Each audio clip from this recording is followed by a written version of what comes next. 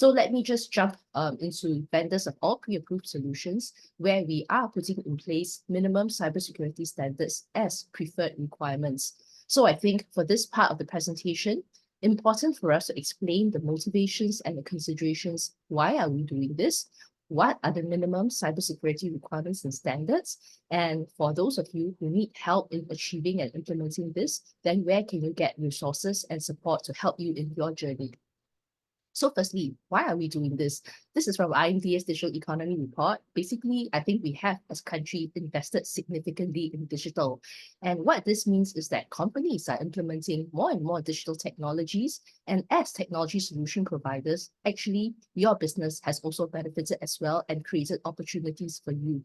However, with digitalization, it expands the attack surface and there are also risks. So one of the key risks that we would be worried about is actually cyber supply chain attacks, where an attack happens on the vendor or the customer in order to target the customer directly. This case study was taken off a very recent PwC report. It is basically the example of a ferry company providing ferry services between Singapore and Batam. So what happened is, firstly, in terms of their vendor arrangement, it turned out that they didn't have a contractual arrangement, but it turned out that it was a goodwill arrangement. And what happened with the vendor is that didn't have very good cybersecurity practices. They had access to the root account of the server, and later on, the customer wanted to do some website setup, so the credentials were being passed around.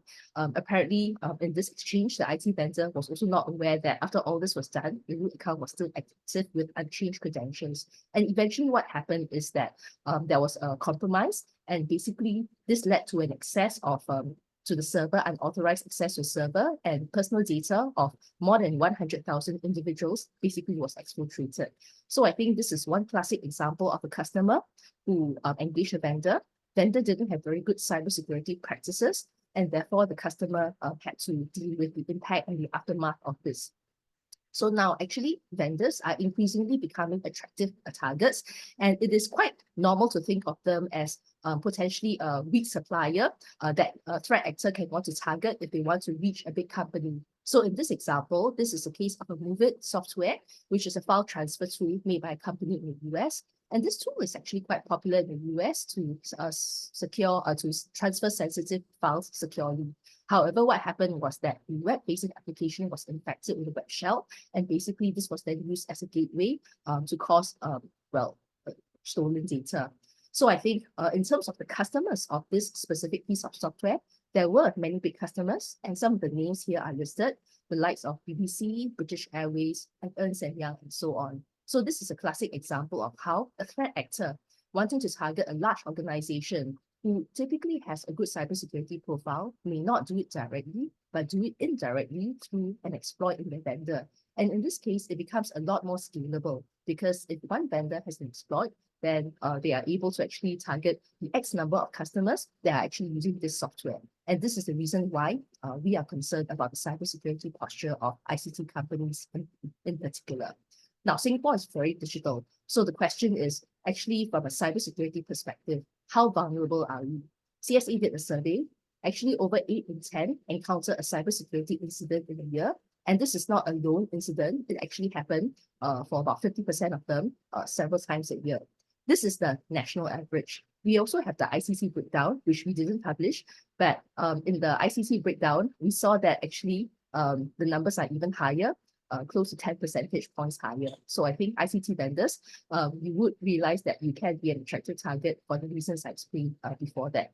One of the major outcomes of being vulnerable to cybersecurity attacks and having it happen to you is obviously business disruption, data loss, and very importantly is reputation damage. So as an ICT vendor and you fall into an incident like this, what would your customers feel? Would they be concerned?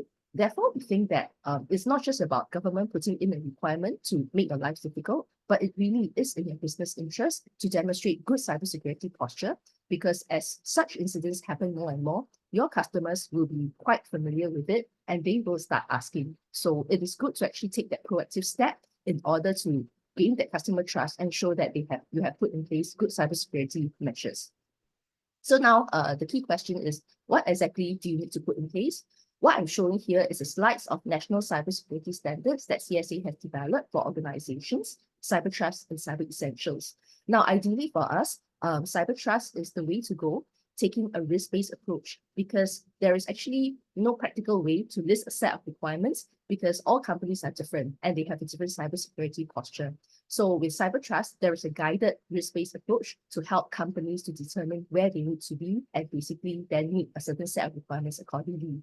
However, doing cyber trust and doing risk assessment is difficult for many companies, for many SMEs, and we also acknowledge that many of the vendors in the SMEs Go Digital program are themselves also SMEs. So because of that, what we have identified that is suited would be cyber essentials. Basically, if you look at the way we organize the logos of cyber trust and cyber essentials versus the tier and profile organizations, cyber essentials is designed to be suited for small organizations who are still starting their cybersecurity journey. So even if they're still starting out, it will not be too difficult for you to meet. So what is Cyber Essentials, Mark? Briefly, I think there are 5 major categories that we have outlined here. Assets, taking stock of the assets like people, hardware and software, and data. Secure and protect, which would include areas like virus malware protection, access control, and secure configuration. Then other aspects like update as well as backup.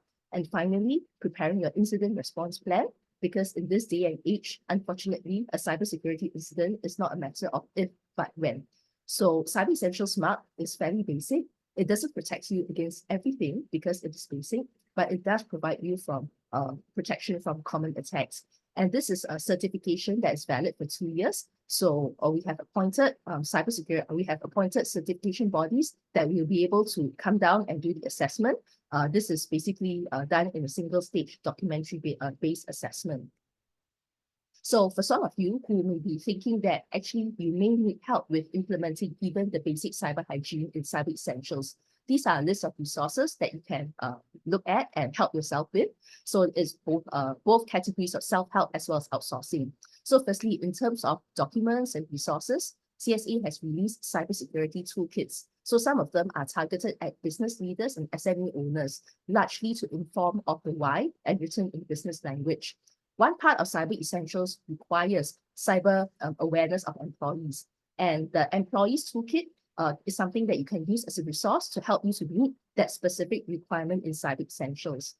Finally, there are other aspects of Cyber Essentials where you may need to do things like asset inventory management, data inventory management, in which case then you may need templates.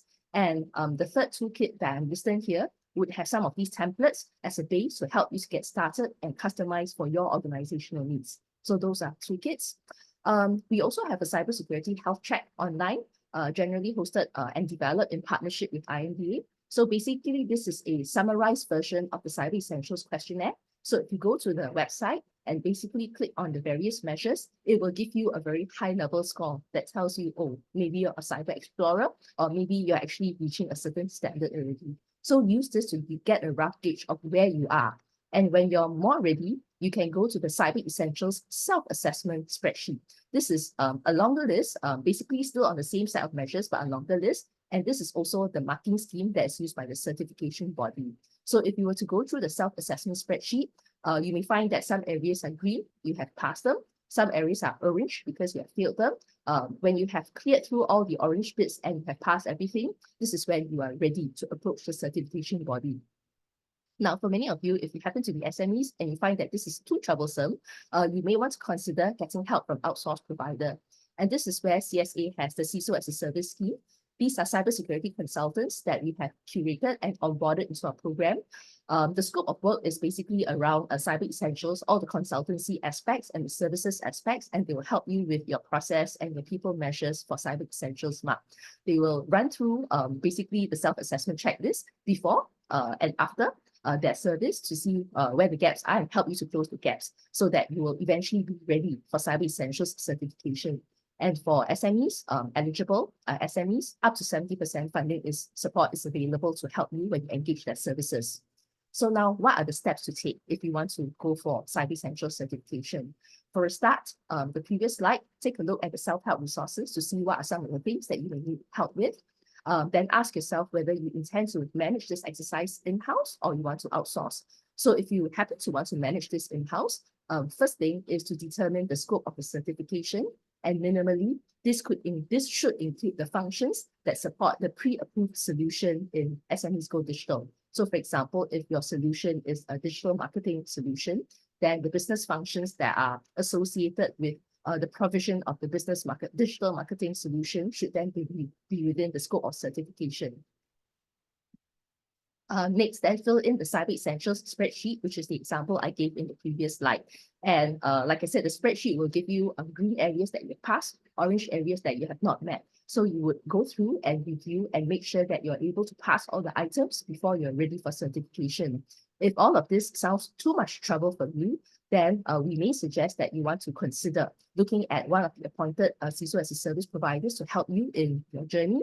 And when you're ready, you will be able to appoint the certification body who will then do the audit in order to issue you the certification after you have passed everything. So what are some of the examples that have actually gone through this journey and successfully achieved at least Cyber Essentials mark? We have a fuller directory listing on our website, but we just wanted to pull out a few just to give you a sense of the providers that have successfully achieved at least Cyber Essentials mark, and some of them have even gone on to achieve Cyber Trust mark. Then these are then the customers or end user enterprise that have successfully achieved at least Cyber Essentials mark. And the fact that these are your customers, potentially as customers, having been a bit more aware about cybersecurity, they will also ask questions like, oh, have you met a certain minimum posture? Actually, as your customer, I've already met it, and how come the providers are not taking steps in that direction? So this is also the reasons why we think it's useful to be able to proactively equip our solution providers to be ready when customers ask questions like this. So I think in summary, the SG CyberSafe program provides a guided approach to help organizations in the cybersecurity journey. Many of the resources I talked about in my previous slide, you can refer to csa.gov.sg/SG CyberSafe. This will be the linking page that will link you to all the various resources I covered earlier.